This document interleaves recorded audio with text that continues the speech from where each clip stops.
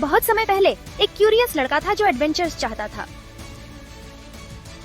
एक दिन बारिश हो रही थी। लियो अपने दादाजी के एटिक में था। एटिक एक मैजिकल प्लेस था,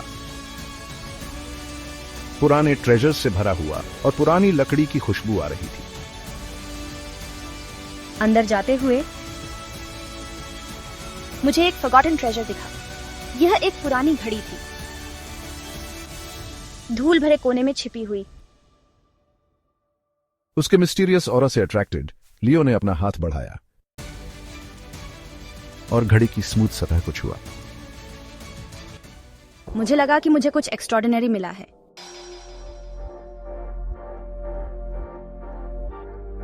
घड़ी की सुनहरी रोशनी और तेज होती गई, लियो के चारों ओर घूमती हुई और उसे अपनी गर्मी में लपेटती हुई। तुम्हारा स्वागत है लियो, मैं समय का रक्षक हूँ और मैं तुम्हारा इंतजार कर रहा था। समय का रक्षक? मैं कहाँ हूँ? ये कौन सी जगह है? तुम समय के बीचों बीच हो युवा लियो। ये घड़ी एक पोर्टल है, इतिहास के किसी भी पल का द्वार। मैं समय में यात्रा कर सकता हूँ? सचमुच? जैसे मार्टी मैकफ्लाई? बिल्कुल। तो बताओ, तुम सबसे पहले कहाँ जाना चाहोगे?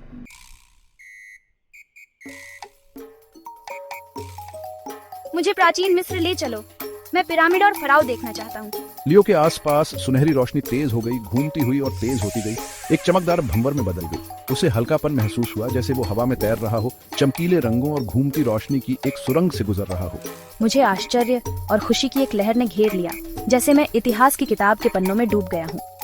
हवा में कीड़ों की गूंज थी और दूर एक शोरगुल वाला शहर दिखाई दे रहा था। यह फराओ और पिरामिडों का देश था, चित्रलिपि और प्राचीन देवताओं का।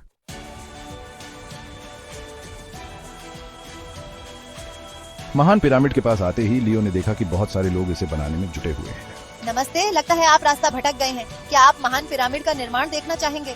अविश्वसनीय! ये लोग इन विशाल पत्थरों को कैसे हिला पा रहे हैं? इसके लिए बहुत अच्छे संगठन और बुद्धिमानी की जरूरत होती है। मेरा नाम आशा है, मैं एक प्रशिक्षु वास्तुकार हूँ। आशा ने पास के एक रैंप की ओर इशारा किया, जहां मजदूर लकड़ी के लट्ठों और लीवर का उपयोग करके एक विशाल पत्थर के ब्लॉक को धीरे धीरे पिरामिड की ढलान पर ऊपर खींच रहे थे। इतनी भव्य चीज के निर्माण पर काम करना बहुत बड़े सम्मान की बात होगी। हम एक ऐसी विरासत बना रहे हैं जो आने वाली पीढ़ियों को प्रेरित करेगी।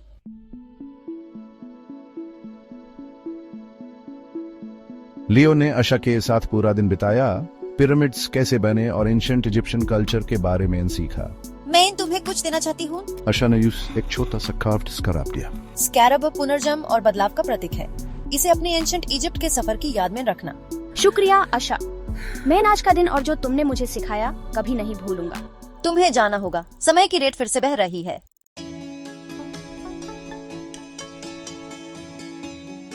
जान पहचान वाली सुनहरी रोशनी ने लियो को घेर लिया, उसे पुराने मिस्र की रेत से दूर ले जाते हुए। इस बार बवंडर हट गया, हरे भरे मैदानों और पत्थर की दीवारों की एक दुनिया दिखाते हुए, जैसे किसी मुस्केटर वाली एडवेंचर फिल्म का सेट हो। लियो एक शोरगुल वाले आंगन के पास पहुंच गया, जहां चमकते कवच वाले शूरवीर प्रैक्टिस कर रहे थे, बिल्कुल मिडीवल टूर्नामेंट्स की तरह जो फिल्मों में दिखाते हैं। थोड़ा सा जोस्ट्रा डेला क्विंटाना इन फोलिग्नो जैसा, हालांकि शायद ये ज्यादा कैल्टनबर्ग के टूर्नामेंट जैसा है। अच्छा, ये हमें कौन दिखाई दे रहा है? दूर देशों से आया एक यंग ट्रैवलर। क्या तुम समुद्र के रास्ते आए हो?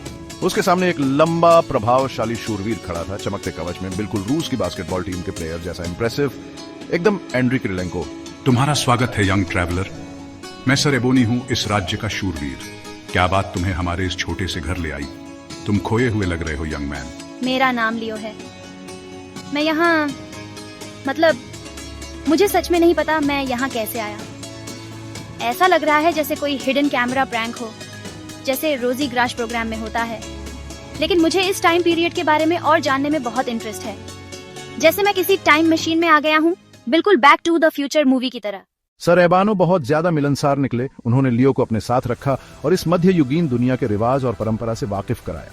लियो घोड़ों पर सवार, भाले लिए हुए, एक दूसरे की तरफ दौड़ते हुए शूरवीरों को देखकर हैरान रह गया। खास तौर पर एक रोमांचक खेल के दौरान एक जवान सहायक को अपने घोड़े को संभालने में दिक्कत हो रही थी। शोरगुल वाली भीड़ से डरकर घोड़ा बिदक गया और उस जवान को नीचे गिरा दिया। बिना कुछ सोचे समझे लियो बाड़ा फांद कर उस गिरे हुए सहायक की मदद के लिए दौड़ा। तुम ठीक हो?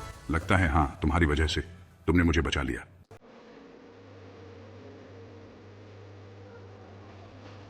लियो की बहादुरी की खबर जंगल में आग की तरह फैल गई।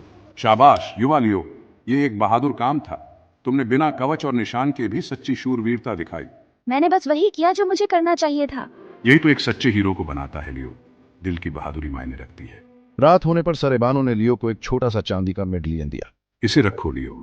ये तुम्हें याद दिलाएगा कि असली बहादुरी डर का ना होना नहीं, बल्कि डर के बावजूद आगे बढ़ना है। लियो ने मेडलियन ले लिया। ठंडी धातु उसकी हथेली में एक सुकून देने वाला भार थी।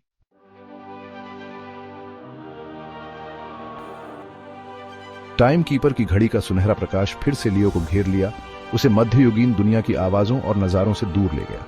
लियो ने अपनी आंखें खोली, तेज रोशनी से पलकें झपकाईं। उसके सामने एक शहर था, जैसा उसने पहले कभी नहीं देखा था। शीशे और स्टील के चमकते टॉवर आसमान में ऊंचे उठे हुए थे, उड़ने वाले व्हीकल्स से भरे हुए। ये किसी साइंस फिक्शन मूवी के सीन जैसा था, मानो फेलिनी की कोई फ्यूचरिस्टिक फिल्म। भविष्य में स्वागत है लियो। लियो मुड़ा और उसने एक युवती को अपनी ओर आते देखा। मैं अस्ट्रा हूँ, मैं तुम्हारा इंतजार कर रही थी।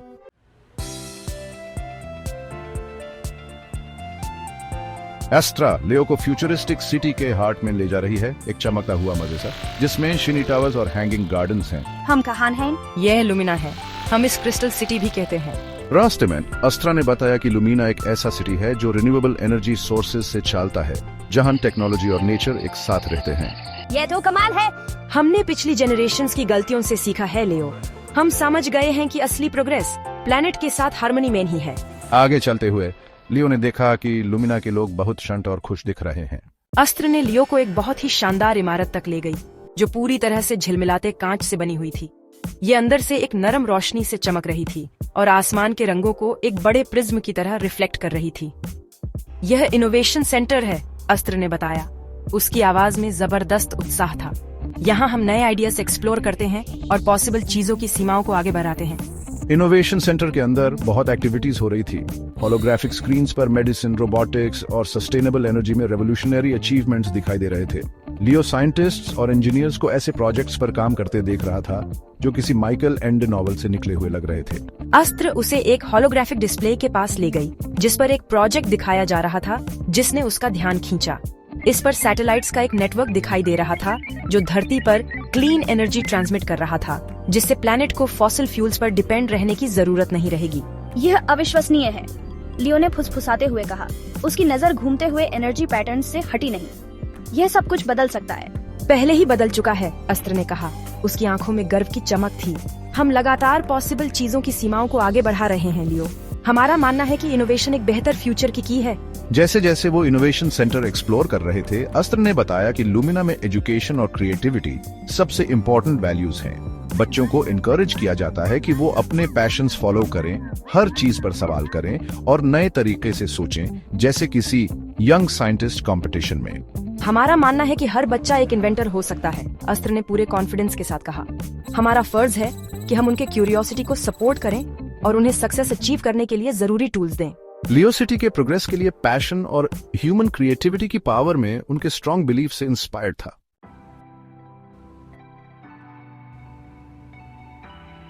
समय के रक्षक की घड़ी का सुनहरा प्रकाश फिर से मुझे घेर लिया और मुझे लुमिना के अजूबों से दूर ले गया, भविष्य के इस क्रिस्टल शहर से।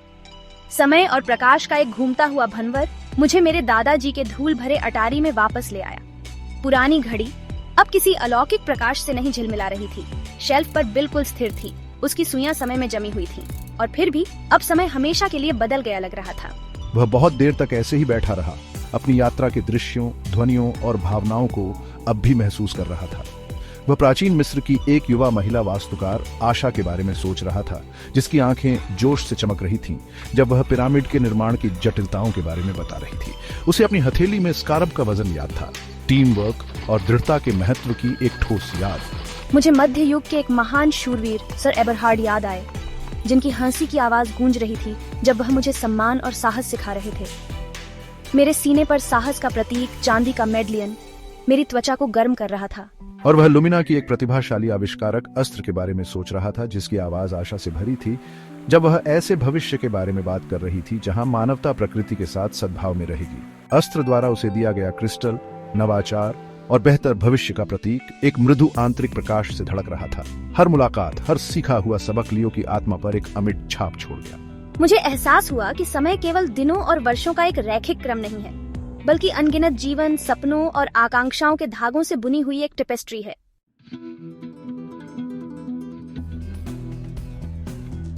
जब सूरज धीरे धीरे डूब रहा था और अटारी के फर्श पर लंबी परछाइयां पड़ रही थी, लियोन ने टाइम कीपर की घड़ी को केयरफुली शेल्फ पर रख दिया।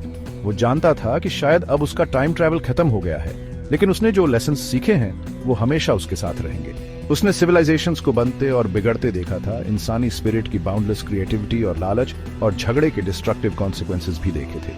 मैं समझ गया कि असली प्रोग्रेस सिर्फ टेक्नोलॉजिकल अचीवमेंट से नहीं मापा जाता, बल्कि उस कंपैशन से भी मापा जाता है जो हम एक दूसरे को दिखाते हैं और अपनी प्लैनेट की केयर करते हैं। लियोन एटिक से बाहर आया। उसके दिल में एक नया डिटर्मिनेशन था। वो जानता था कि वो इन लेसन्स को अपने तक नहीं रख सकता। ये उसका ड्यूटी था कि वो अपना नॉलेज शेयर करे, ताकि लोगों को ये समझने में हेल्प मिले कि कैसे अलग अलग टाइम्स एक दूसरे से जुड़े हुए हैं और एक बेहतर फ्यूचर बनाने के लिए ये कितना इम्पोर्टेंट है। मुझे आस्ट्रा के वर्ड्स याद आए, हमें यकीन है कि हर बच्चा एक पोटेंशियल इनोवेटर होता है। मैं जानता था कि मेरे पास भले ही टाइम मशीन ना हो, लेकिन मेरे पास कुछ उतना ही पावरफुल है। मेरी आवाज, मेरा इमेजिनेशन और इंसानी रिश्तों की ताकत पर मेरा अटूट विश्वास। वो छोटी शुरुआत करेगा, अपने फ्रेंड्स और फैमिली को अपनी स्टोरीज सुनाएगा, उन्हें ये सोचने पर मजबूर करेगा कि वो अपने आसपास से आगे देखें और अपने एक्शंस के लॉन्ग टर्म कॉन्सिक्वेंसेस के बारे में सोचें। वो अपने नए नॉलेज का यूज करके अपनी कम्युनिटी को बदलेगा, सस्टेनेबल तरीके अपनाएगा और अलग अलग बैकग्राउंड्स के लोगों के बीच आपसी समझ बढ़ाएगा। मैंने गहरी सांस ली। हवा में एक नए दिन की एक्साइटमेंट भरी हुई थी। मैं टाइम ट्रैवल करके आया था और मेरे दिल में होप थी। मैं समझ गया था कि फ्यूचर ऐसी चीज नहीं है जिससे हमें डरना चाहिए, बल्कि इसे हमें बनाना है, इसे ग्रो करना है और इसे अपनाना है। और मैं, लियोन, एक बेहतर कल बनाने में अपना रोल निभाने के लिए तैयार था।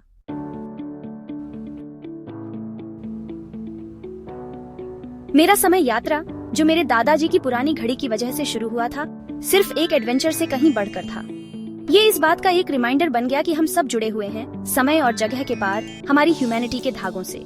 प्राचीन मिस्र के रेगिस्तान से, जहां टीम वर्क और क्रिएटिविटी से परमानेंट स्मारक बने, एक मेडिवल कासल के सेंटर तक, जहां करेज और कंपैशन से सच्ची हीरोइज्म झलकती थी, लियो को एहसास हुआ कि ह्यूमन स्पिरिट अपनी सारी कम्प्लेक्सिटी और कॉन्ट्रडिक्शंस के साथ हमेशा प्रोग्रेस, यूनिटी और एक बेहतर फ्यूचर की खोज में रहा है। चमकते हुए क्रिस्टल सिटी लुमिना में, जो फ्यूचर के इनोवेशंस और सस्टेनेबल डेवलपमेंट का बीकन है, मैंने मानवता के सदियों के एफर्ट्स का पीक देखा।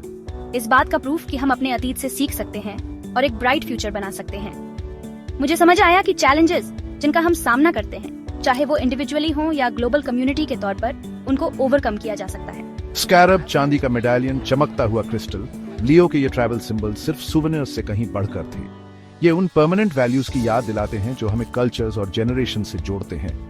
कोलैबोरेशन, करेज, इनोवेशन और हमारे प्लैनेट के लिए डीप रिस्पेक्ट। मेरी कहानी हमें याद दिलाती है कि पास्ट, प्रेजेंट और फ्यूचर अलग अलग नहीं है, बल्कि एक ब्यूटीफुल टेपेस्ट्री में इंटरवोवन है। हर जेनरेशन को अपने से पहले वालों की लेगेसी मिलती है, और साथ ही होप, प्रोग्रेस और अंडरस्टैंडिंग के नए धागे ह्यूमन हिस्ट्री के ताने बाने में बुनने की रिस्पॉन्सिबिलिटी भी।